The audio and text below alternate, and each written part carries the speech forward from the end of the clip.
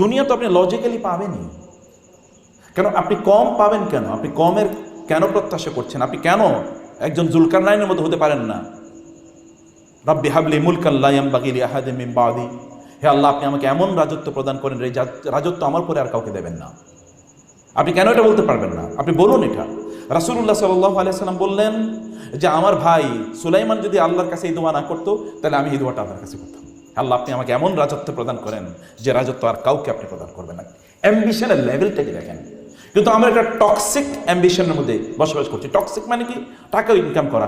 আপনি যখন টাকা ইনকাম আপনার ফোকাস হয়ে যাবে, তখন তো আপনি টাকাতে করবেন, তখন আর এথিক্স কাজে লাগবে না, তখন আর মোরালিটি কাজে লাগবে না, তখন এথিক্যাল মেডিকেল প্র্যাকটিস এটা দিকে আপনি তাকাবেন। আমি সেকুলার এথিক্যাল মেডিকেল প্র্যাকটিসের কথা বলছি না। সেকুলার এথিক্যাল মার্কসিস এটা এথিক্যাল যেই প্র্যাকটিসগুলো অথবা সেকুলার এথিক্যাল স্ট্যান্ডার্ডগুলো, এগুলো অধিকাংশই ইসলাম রিজেক্ট করে দিয়েছে, ডিনাই করে দিয়েছে। আপনারা হয়তো মেডিকেল এথিক্স পড়তেছেন বই, যদি এটা শরিয়া ম্যান্ডেটেড মেডিকেল এথিক্স না হতে এগুলো কোনো কাজে লাগবে না।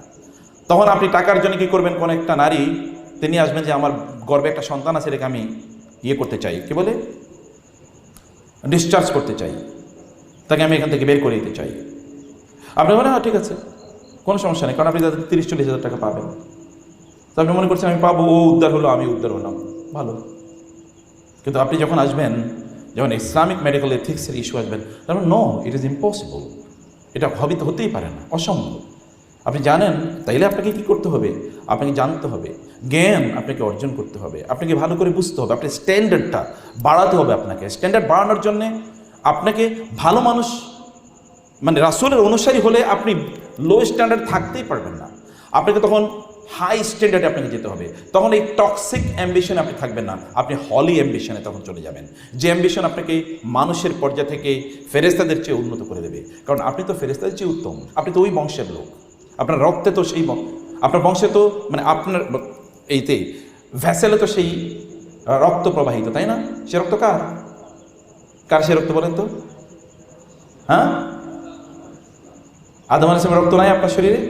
আদম আলাইহিস সালাম কি করেছিল ফেরেশতারা? আল্লাহ তাআলা বলেছেন যে উসজুদু লি আদম, তোমরা সিজদা করো আদমকে। ফাসাজাদু ইল্লা ইবলিস, ইবলিস ছাড়া সবাই সিজদা করলো। ইবলিস আদমকে সিজদা না করার কারণে সে কি মালউন হয়ে গেছে। মালউন, তুমি এখান থেকে সরে যাও, কারণ ফাইন্নাকা রাজিম, তুমি আমার রহমত থেকে বঞ্চিত। ওয়া ইন্না আলাইকা লানাতি ইলা ইয়াউমিদ্দিন, কিয়ামত পর্যন্ত তোমার উপর লানত পড়বে। কেবল আদমকে সিজদা করেনি, আদমকে সিজদা না করার মূল ইমপ্লিকেশন হচ্ছে আল্লাহকে ডিসঅবে করেছে, ডিনাই করেছে, সেটা মূল কারণ। কিন্তু সিম্বলিক কিন্তু আদমকে সিজদা করেনি। তাহলে আপনি সেই বংশের লোক হয়ে, সে রক্ত আপনার মধ্যে আছে, আমি কিভাবে ওই শয়তানের মতো বা এইরকম লো অ্যাম্বিশন, এরকম টক্সিক অ্যাম্বিশন কিভাবে আমি ধারণ করি? আপনি তো তার চেয়ে অনেক বড়। অর্থ তো আপনাকে সার্ভিস দেওয়ার জন্য এসছে, আপনি অর্থের সার্ভিস দেওয়ার জন্য তো আসেননি। Money is not your god, you are the god of money. সব টাকা তো আপনারকে পরিচালনা করবেন, আপনি টাকা পরিচালনা করবেন, তার পেছনে আপনি কেন করবেন? ও তো আপনার পেছনে করবে।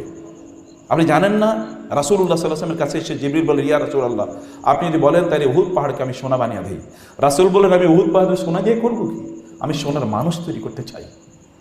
একটা আবু বকর, এই গোটা পৃথিবীকে যদি স্বর্ণ দিয়ে পরিবর্তন করা হয়, একটা আবু বকরের পায়ের সমান হবে বলেন তো? আমি সোনা দিয়ে করবো, আমি সোনার মানুষ চাই। একটা ওমর রাদিয়াল্লাহু তাআলা, গোটা পৃথিবীতে যদি একটা ওমর থাকতো, তাহলে মুহূর্তের মধ্যে গোটা পৃথিবী আবার শান্তিতে পরিপূর্ণ হয়ে যেত। একটা খালিদ ইবনে ওয়ালিদ থাকলে, মুসলমানরা চারিদিকে এরকম মার খায়? ইম্পসিবল। গাজাতে মুসলমানরা মার খাবে আর খালিদ ইবনে ওয়ালিদরা বসে থাকবে, আপনি মনে করছেন? এরকম কি একজন দুইজন তিনি নির্মাণ করেছেন? এরকম হাজার হাজার নির্মাণ করেছেন, তিনি তৈরি করেছেন। এমনকি তিনি তৈরি করেছেন এতটুকুই না, তার যে ইন্সপায়ারেশন, তিনি যে ধাক্কা দিয়েছেন, ধাক্কা আপনার পেন্ডুলিয়াম তো বুঝেন, দোলনাকে ধাক্কা দেওয়ার পরেও কিন্তু দোলনা কি এরপর আপনি বন্ধ, কিন্তু দোলনা কিন্তু বন্ধ থাকে না, কিন্তু দুলতে থাকে। তিনি যে ধাক্কা দিয়েছেন মানব সভ্যতাকে, এখনো এই যে মানিকগঞ্জ মেডিকেল কলেজের আজকে সিরা কনফারেন্স কিন্তু ধাক্কার ফসল। 1500 বছর পরে আপনি ধাক্কা অনুভব করছেন। ক্যান ইউ ইমাজিন ইট?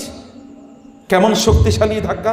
এবং এভরিডে এটার মানে যেটা আমরা বলছি, যেটা গতি, এটা আরো বাড়ছে এভরিডে, এটা কমছে না। কিন্তু বহু টিকটকার আছে, সেই টিকটকার মেডিকেল সায়েন্স নিয়ে হয়তো ছোট্ট একটা ভিডিও দিয়েছে, ওইখানে মিলিয়নস অফ ভিউ আছে। কিন্তু আপনি কিন্তু মেডিকেল সায়েন্সের, আপনি একজন পিএইচডি, আপনি হয়তো একটা পোস্ট দিলে 5 জন লাইক দেন, এই কারণে আপনার মনে হয় আত্মহত্যাই করা উচিত। কারণ ওর এত লাইক ফলোয়ার এত ইস্যু, আর আমার তো কিছুই নাই। ও তো টিকটকার, এই কারণে তো টিকটকার, আপনি তো টিকটকার না। ও তো ফেসবুকার, আপনি তো ফেসবুকার না। ও তো ইউটিউবার, আপনি তো সেটা না। আমি তাকে ছোট করে দেখছি না, তারও গ্রেট জব করছে, গ্রেট জব। যেমন মাঝে মাঝে আমি টিকটকারকে সেলুট দিই, টিকটককে। আমি মনে করি যে টিকটক আমাদের চেয়ে অনেক ভালো সার্ভিস, এমনকি আরবের অনেক বড় বড় শাসকের চেয়ে একটা টিকটকার অনেক বেশি গুরুত্বপূর্ণ। কিভাবে জানেন? এই যে গোটা আমেরিকা জুড়ে, গোটা ইউরোপ জুড়ে ফিলিস্তিন গাজার পক্ষে যে এত আন্দোলন হলো, এই আন্দোলন কিন্তু টিকটকের কারণে হয়েছে। এবং আমি বলছি, I salute TikTok, I salute you, এবং I respect your more than the Arab, মানে বিগ মার্চেন্টস অর বিগ কি বলে এটাকে, কিংস, এদের চেয়ে আমি তোমাকে অনেক বেশি রেসপেক্ট করি। কেন?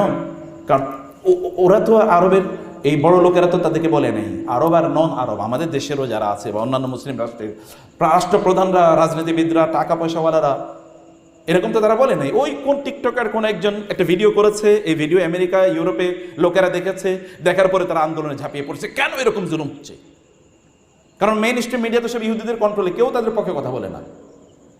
আপনারাই বলেছেন, আমি বলছি সেটা দরকার আছে, কিন্তু তার মানে আপনার সব কিছু, আপনি টিকটক এই যে অ্যাপ, এই অ্যাপ এর প্রতিষ্ঠাতা আপনি হন, আপনি একটা ফেসবুক ইয়ের প্রতিষ্ঠাতা হন, সেটা আপনি করেন, কিন্তু আপনি এটার পেছনে সময় কেন দেবেন? আপনার এর চেয়ে অনেক নোবেল পারপাস আল্লাহ তাআলা আপনাকে দিয়েছেন। আপনি invest your time for developing your own capability.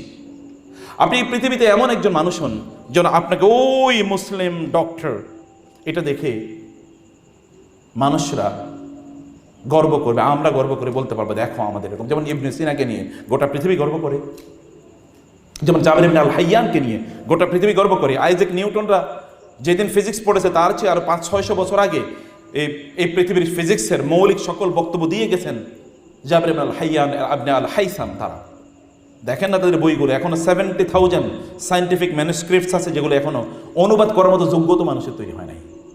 সায়েন্সের এত বিশাল ধারণা তারা দিয়ে গেছেন, এখন এগুলো অনুবাদ করার মতো অবস্থা তৈরি হয় না মানুষের। তো এমন একটা জায়গায় আপনার নিজকে, আপনি তো সেই লিগাসি মেনটেন করছেন, সেই লিগাসিটা আপনি নিয়ে যান, সময়টাকে ব্যাপকভাবে কাজে লাগান, প্রত্যেকটা সেকেন্ড ধরে ধরে কাজে লাগান। আমি কি করছি? আপনার গতকাল এবং আজকের সমান যদি আপনার নলেজের পরিধি যদি গতকাল এবং আজকের সমান হয়, তাহলে আপনি মাগবুনুন, আপনি লুজার, আপনি লুজার। আপনি মেডিকেল সায়েন্স আপনি পড়েন এবং মেডিকেল সায়েন্সে অন্যদের জন্য আপনি রোল মডেল হন। আপনার এই প্রফেশনটাকে আপনার দাওয়াতি ফিল্ড বানান। ওমান আহসানু কওলাম মিম্মান দাআ ইলাল্লাহ ওয়া আমিলা সালিহা ওয়া ক্বালা ইন্নানি মিনাল মুসলিমিন। আপনি বলবেন কেবল মাওলানা সাহেবরাই কেবল দাওয়াতি কাজ করবে, আপনি তার চেয়ে অনেক বড় দায়ী হতে পারেন। জানেন কিভাবে? যখন কোনো একজন রোগী আপনার কাছে যাবে, সে তো তার সবথেকে দুর্বল অবস্থা আছে, আপনি এই সময় তাকে যদি দাওয়াত দিতে পারেন, তাহলে আপনি চিন্তা করে দেখেন কি হতে পারে। আমরা নিজেরাই মেডিকেল কন্ডিশনে বসবাস করি, অন্যকে এসে দাওয়াত দেবো, বুঝেন নাই? আমরা নিজেরাই যারা ডক্টর, এরাও নিজেরও কি রোগীর মতো পরিস্থিতি। এই কারণে আমরা রোগীদেরকে দাওয়াতি, মানে রোগী, আমি কিন্তু ইয়ের কথা বলছি না, ফিজিক্যাল রোগের কথা বলছি না, আমি দিনের ক্ষেত্রে রোগের কথা বলছি। দিনের ক্ষেত্রে, আমার দিনের ক্ষেত্রে তো আমরা নিজেরাই রোগী, এই কারণে আমরা কাউকে দাওয়াত দিতে পারছি না। আপনি আপনার চরিত্রের মাধ্যমে, কেবল মুখ দিয়ে দাওয়াত দেওয়া যায় না। আপনি জানেন চরিত্র দিয়ে দাওয়াত হচ্ছে সর্বোত্তম দাওয়াত, চরিত্র দিয়ে দাওয়াত সর্বোত্তম দাওয়াত। আপনি যখন কোন একজন রোগী আপনার কাছে এসছে, রোগী আসার পর আপনি তাকে প্রথমেই যদি একটু হাসি দিয়ে কথা বলেন, আসসালামু আলাইকুম, কেমন আছেন, আপনি চিন্তা করেন যে ইমপ্রেশনটা কোথায় গিয়ে ডেভেলপ করতে পারে।